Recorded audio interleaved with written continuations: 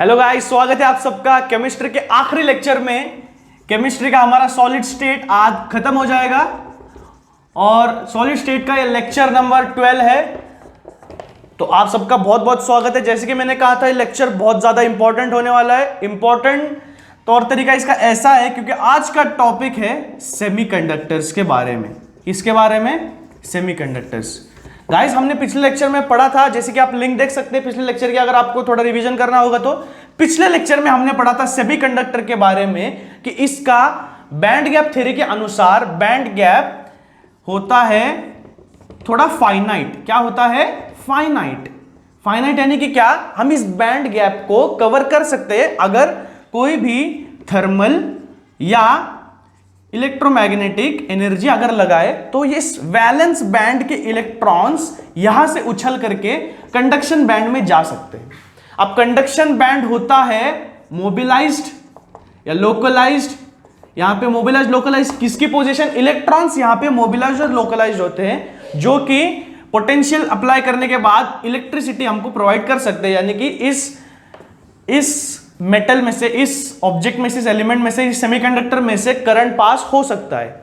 So guys, semiconductors हम आज पढ़ने वाले हैं थोड़ा सा और डिटेल में। बेसिक से कवर करेंगे, ज्यादा कुछ मुश्किल नहीं है। तो हम स्टार्ट करते हैं। तो आज हम कवर करने वाले हैं सेमीकंडक्टर्स। तो गाइस, बेसिक ही कवर करेंगे, कुछ मुश्किल वाला पार्ट नहीं है, कुछ डीप में जाने की जरूरत नहीं है।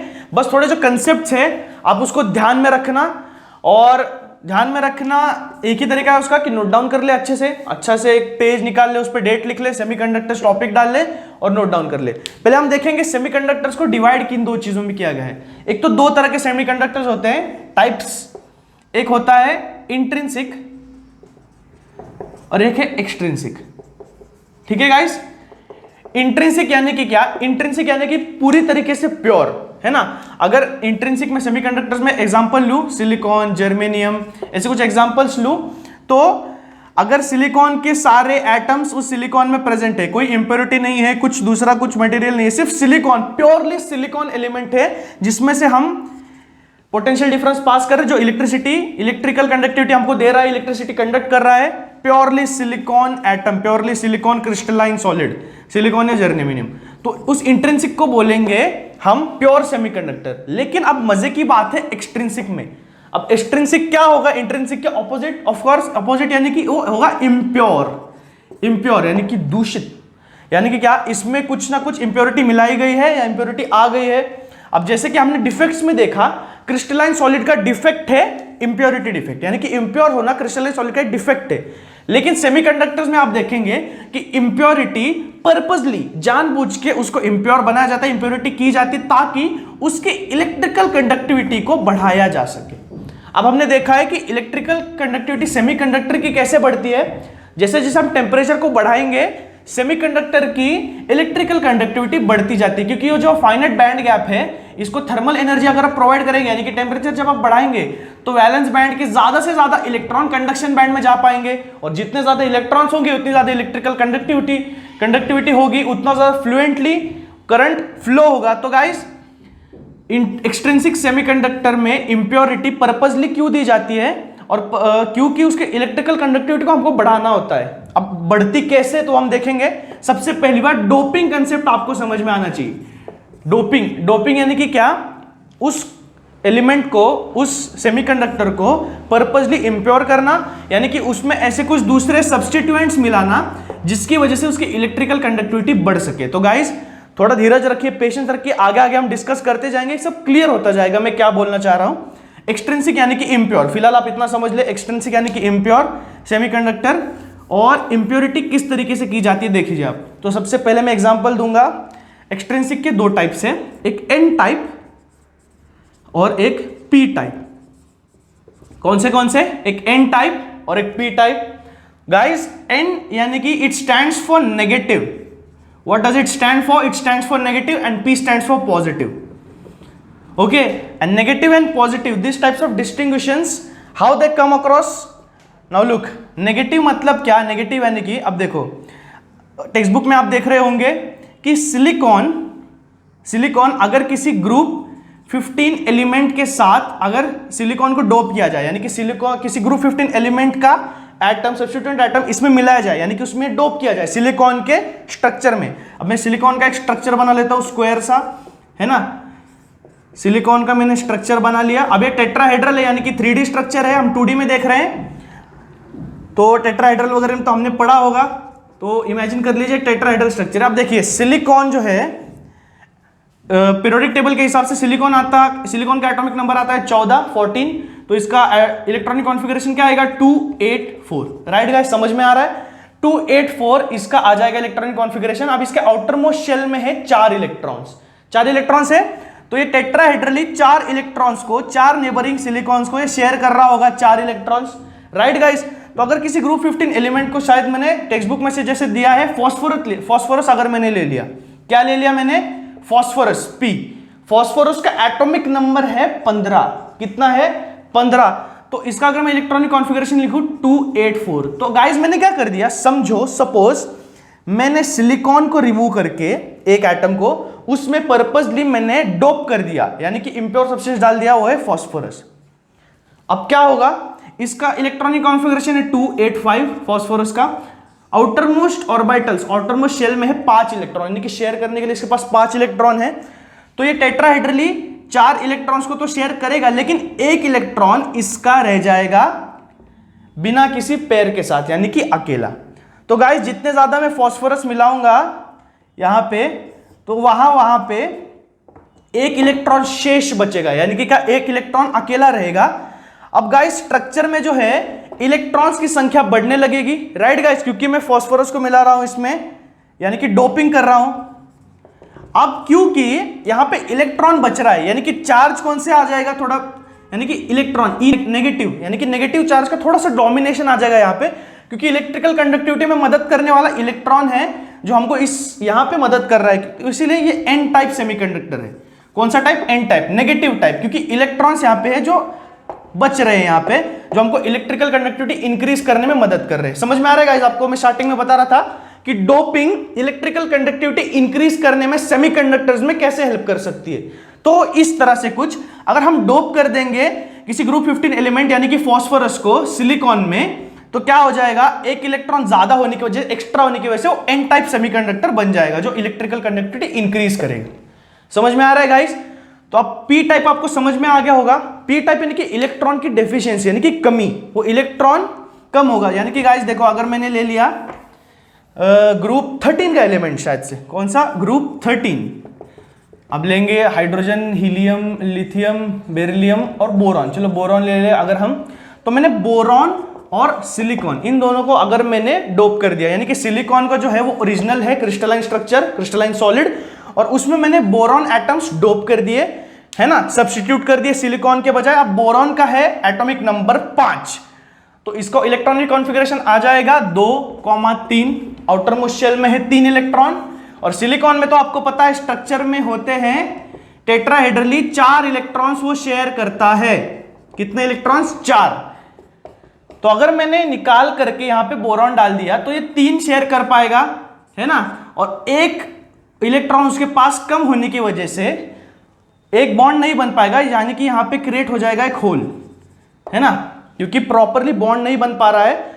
तो उस कनेक्शन में इलेक्ट्रॉन की कमी होने की वजह से, बॉन्ड ना बनने की वजह से वहां पे होल्स क्रिएट हो जाते हैं, और उसको होल्स एक्चुअली बोला गया है क्योंकि वहां पे इलेक्ट्रॉन्स है नहीं, है ना, एक्चुअल में वहां पे होल नहीं है, कोई बोर नहीं है, वहां पे इलेक्ट्रॉन्स है नहीं, इलेक्ट्रॉन की कमी, यानी जैसे कि हम बोलते हैं कि दादा दादी हमारे कहते थे कि भूत वगैरह कुछ होता नहीं, यानी कि क्या, पॉजिटिविटी की कमी, यानी कि पॉजिटिविटी का ना होना, यानी कि नेगेटिविटी एग्जिस्ट नहीं करती कोई सरियल फॉर्म में।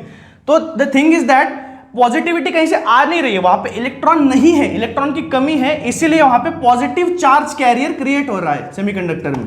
समझ रहे हो बात को? तो इलेक्ट्रॉन की कमी होने की वजह से, वहां पे इलेक्ट्रॉन डेफिशिएंसी की वजह से वहां पे होल क्रिएट हो रहा है। ठीक है, सो यहां पे किस वजह से हो रहा है? क्योंकि हमने ग्रुप 13 एलिमेंट के बोरॉन को इसमें सब्स्टिट्यूट कर दिया, इसमें डोप कर दिया एटम में। समझ में आ रहा है? तो एक बॉन्ड रह गया खाली और बच गया वहां पे होल। तो ऐसे कहीं कहीं हम करेंगे तो होल्स क्रिएट हो जाएंगे, पॉजिटिव चार्ज, कोई प्रोटॉन वगैरह नहीं आ रहे वहां पे, वो आपको समझ में रखना है, याद में रखना है, वहां पे इलेक्ट्रॉन बस नहीं है, तो वहां पे बचा क्या? होल। ठीक है, तो दिस वाज द थिंग।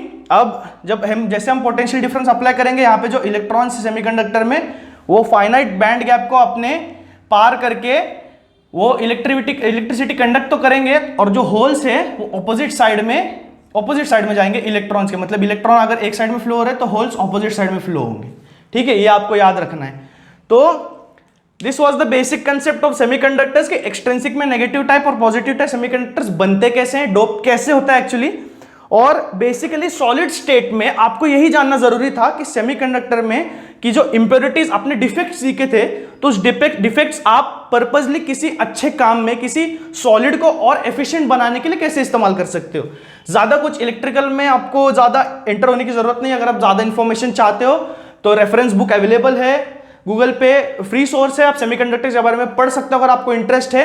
लेकिन गाइज आपके पोर्शन के लिए 12th के हिसाब से इतना आपको समझना बहुत ज्यादा जरूरी था कि नेगेटिव टाइप और पॉजिटिव टाइप सेमीकंडक्टर्स एक्चुअली होते कैसे हैं, उसमें फंक्शनिंग कैसे होता है, इलेक्ट्रॉन का शेयरिंग पेयरिंग कैसे होता है, होल्स कैसे क्रिएट होते हैं, और एक्स्ट्रा इलेक्ट्रॉन कैसे आ जाता है। ठीक है, so guys this was the semiconductor concept which I explain. Intrinsic यानी कि प्योर, इंट्रिंसिक में कोई और दूसरा टाइप नहीं है। एक्सट्रिंसिक में हमने देखा पॉजिटिव और नेगेटिव। पॉजिटिव और नेगेटिव क्रिएट कैसे होते हैं, अगर कोई एक्स्ट्रा इलेक्ट्रॉन वाला, ज्यादा एटॉमिक नंबर वाला बंदा हमने उसमें डाल दिया, एलिमेंट उसमें डाल दिया, तो कोई एक्स्ट्रा इलेक्ट्रॉन आ जाएगा। कम वाला डाल दिया ग्रुप 13 में से तो इलेक्ट्रॉन डेफिशिएंसी क्रिएट हो जाएगी, जिसको हमने होल कहा है, और इलेक्ट्रॉन ना होने की वजह से वहां पे पॉजिटिव चार्ज आ जाता है। So guys this was the concept of semiconductors which we learn today. ठीक है, और लास्ट का पार्ट जो है मैग्नेटिज्म, उसको हम देख लेंगे। वो ज्यादा इंपॉर्टेंट नहीं है, लेकिन ज्यादा एरा गैरा भी नहीं है जिसको आप यूं ही लटकते हुए छोड़ दोगे। तो लटकाना नहीं किसी चीज को, हर एक कंसेप्ट को ध्यान से देखेंगे। छोटी चीज में भी आपको अगर डाउट हो, कुछ पूछना हो, प्लीज आई रिक्वेस्ट यू कि कमेंट सेक्शन में जरूर मेंशन करें। छोड़ना दे किसी चीज को, अगर नहीं समझ में आ रही चीज, आपको सता रही है, कमेंट सेक्शन में मेंशन करो, हम जरूर पढ़ेंगे और आपका डाउट जरूर सॉल्व करेंगे। सो गाइस मैग्नेटिज्म आपको पता होगा क्या होता है। अब गाइस एटम है, एटम में पॉजिटिव चार्ज न्यूक्लियस है, उसके around negative charge electrons revolve हो रहे हैं। तो गाइस थोड़ा चार्ज का खेल है ना। तो जैसे माइकल फैराडे ने भी बोला था, तो अगर ऐसा कुछ होगा तो मैग्नेटिज्म तो क्रिएट होना ही है, तो कहीं ना कहीं पे तो एक शॉर्ट मैग्नेटिज्म क्रिएट हो जाता है एटम्स में भी। हर चीज में जो चीज रिवॉल्व हो रही है, जो चीज मोशन में है और जो चार्ज कैरी कर रही है, तो उसमें मैग्नेटिज्म आएगा ही अगर वो मोशन में है तो सिमिलरली मैग्नेटिज्म हमने देखना है सॉलिड स्टेट में किस तरह से होता है। सॉलिड स्टेट में पहली बात, मैग्नेटिज्म के 3 प्रकार सॉलिड स्टेट में बेसिक बताए गए हैं: डायमैग्नेटिज्म, पैरामैग्नेटिज्म एंड फेरोमैग्नेटिज्म। ठीक है, अगर कोई सॉलिड डायमैग्नेटिक है, यानी कि क्या, उसमें पेड इलेक्ट्रॉन्स है। अब गाइस एक चीज याद रखो, अगर इलेक्ट्रॉन्स पेड है तो मैग्नेटिज्म ज्यादा असर नहीं करेगी। यानी कि क्या, अगर उस सॉलिड को आप मैग्नेट के इन्फ्लुएंस में लाओगे तो मैग्नेट उसको रिपेल करेगा, यानी कि उसको अट्रैक्ट नहीं करेगा, उसको दूर भेजेगा, है ना। तो अगर पेड नंबर ऑफ इलेक्ट्रॉन्स है, पेड इलेक्ट्रॉन्स है, तो डायमैग्नेटिक मटेरियल जो है, यानी कि कोई डायमैग्नेटिक सॉलिड है, उसमें पेड इलेक्ट्रॉन्स है, तो ये मैग्नेट की विसिनिटी में, मैग्नेट में अगर उसको लाओगे, मैग्नेट विसिनिटी में वो क्या करेगा, रिपेल करेगा, है ना, वीकली रिपेल करेगा। सिमिलरली पैरामैग्नेटिक वो होते हैं जिसमें अनपेड इलेक्ट्रॉन्स है। कौन से इलेक्ट्रॉन्स? Unpaired electrons. अब अनपेड इलेक्ट्रॉन्स है तो जैसे मैंने बोला, अनपेड इलेक्ट्रॉन तो मैग्नेट उसको अट्रैक्ट करेगा, लेकिन वो डिपेंड करता है कितने अनपेड इलेक्ट्रॉन्स है। अगर ज्यादा होंगे तो ज्यादा अट्रैक्ट करेगा, कम होंगे तो कम अट्रैक्ट करेगा। तो इसमें अनपेड इलेक्ट्रॉन्स बहुत कम होते हैं, ज्यादा से ज्यादा 2 या 3, 1 या 2, तो इसीलिए मैग्नेट इसको वीकली अट्रैक्ट करता है। मैग्नेट की विसिनिटी में अगर इस तरह का सॉलिड लाया जाए, है ना, सॉलिड स्टेट पढ़ रहे हैं, एटम्स की बात नहीं चल रही, सॉलिड की बात चल रही है। सॉलिड, ऐसा पैरामैग्नेटिक सॉलिड अगर हम अनपेड इलेक्ट्रॉन्स वाला किसी मैग्नेट के विसिनिटी में लाया जाए तो इसको मैग्नेट वीकली अट्रैक्ट करेगा, क्योंकि अनपेड इलेक्ट्रॉन्स हैं। फेरोमैग्नेटिक यानी कि क्या, इसमें मोर number of unpaired electrons, more, if I can substitute the word more by this, large number of unpaired electrons. बहुत सारे इलेक्ट्रॉन्स होते हैं जो अनपेड है, लोकलाइज्ड है, घूम रहे हैं यहां वहां, ठीक है। तो अगर फेरोमैग्नेटिक मटेरियल, ऐसा कोई सॉलिड होता है जो फेरोमैग्नेटिक है, जिसको फेरोमैग्नेटिक के इस ग्रुप में डाला गया है, तो उसमें हम देखेंगे कि मैग्नेट उसको बहुत अट्रैक्ट करता है, strongly attracts these unpaired electrons, strongly attracts this kind of solids. So this was diamagnetic, paramagnetic and ferromagnetic. अब बात यह है कि पैरामैग्नेटिक जो सॉलिड्स होते हैं वो उसमें मैग्नेटिज्म जनरेट किया जा सकता है, लेकिन बहुत कम टाइम के लिए, टेम्पररी, क्योंकि उसमें अनपेड इलेक्ट्रॉन्स जो है उनकी बहुत ज्यादा कमी होती है। फेरोमैग्नेटिक में अनपेड इलेक्ट्रॉन्स बहुत सारी मात्रा में होते हैं, तो इसमें परमानेंट मैग्नेटिज्म भी इसमें एग्जिबिट किया जा सकता है ना, उस बेस पे। So this was the end of magnetism and the end of solid state. So guys, यहां पे हमारा सॉलिड स्टेट खत्म होता है। कुछ भी डाउट हो, कुछ भी आपको सजेशंस देना हो, या कुछ डाउट हो, कुछ क्वेश्चन हो, कुछ सवाल हो, क्या कैसे चल रहा है, कुछ सॉलिड स्टेट में कोई टॉपिक मिसिंग हो गया हो कुछ गलती से, कुछ भी हो, तो गाइस प्लीज कमेंट बॉक्स में मेंशन करिए। ज्यादा से ज्यादा लाइक शेयर सब्सक्राइब करिए। आपको तो पता ही है, पूरा लेक्चर हम फ्री कोर्स यहाँ पे देने वाले हैं पूरा केमिस्ट्री का। तो end of the first lecture है, अभी तो शुरुआत है हमारी, अभी तो पूरा ऑर्गेनिक इनऑर्गेनिक पूरा आपको कवर करना है। तो नोटिफिकेशन आइकॉन को प्रेस करिए, बेल आइकॉन को प्रेस कर दीजिए, ताकि आपको जो जो आगे आगे आने वाले चैप्टर, सेकंड चैप्टर अभी शुरू होने वाला है, तो आने वाला होगा तो आपको पता चल जाएगा। तो गाइस ज्यादा से ज्यादा शेयर सब्सक्राइब लाइक करिए। जिसने नहीं देखा है तो उसको कहो देखिए, क्योंकि फर्स्ट लेक्चर जस्ट खत्म हुआ है, सेकंड थर्ड अभी आने बाकी है। पूरा केमिस्ट्री टेक्स्ट बुक हमको कवर करना है साल भर में, ठीक है ना, साल भर में अभी थोड़ा कम ही टाइम रह गया है। सो गाइस ज्यादा से ज्यादा इसको फैलाइए, ज्यादा से ज्यादा समझने दीजिए लोगों को कि फ्री कोर्सेज चालू है, आपको कहीं कुछ करने की जरूरत नहीं। अगर आप ध्यान दोगे, नोट्स बनाओगे, पढ़ाई करोगे रेगुलरली, तो आपको सब समझ में आ जाएगा। केमिस्ट्री का नाम यूं ही बदनाम है, मैं खुद केमिकल इंजीनियरिंग कर रहा हूँ, मजे में हूँ, आपको पढ़ा भी रहा हूँ इतने अच्छे से। अगर आपको कुछ भी डाउट है तो प्लीज पूछिए।